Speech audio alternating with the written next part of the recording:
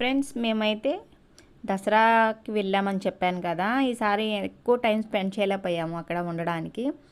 Return Dasara evening 5:30కి అయితే పెట్టేసుకున్నాము. Morning కాకడ హారతి, అభిషేకాలు, అలంకారం అండ్ ద్వారకామైకి వెళ్ళడానికి కూడా ఆ రోజు ఓపెన్ ఉంటుంది. మధ్యలో మేళతాళాలతోటి వెళ్ళి అక్కడ ద్వారకామాయిలో బాబావారికి సంబంధించినవన్నీ తీసుకొస్తారు. మళ్ళీ పూజ అంతా అయిపోయాక మళ్ళీ అక్కడ పెట్టేస్తారు. అది మాత్రం 3 ఇయర్స్ నుంచి అయితే చూస్తున్నాము. చాలా అంటే ఎంతో అదృష్టం ఉంటే కానీ మనకి అవన్నీ చాలా బాగా క్లియర్గా కూడా కనిపించినాయి. చాలా బాగా చూసాము. అన్నీ కూడా దర్శనాలు అన్నీ కూడా బాగా జరిగినాయి.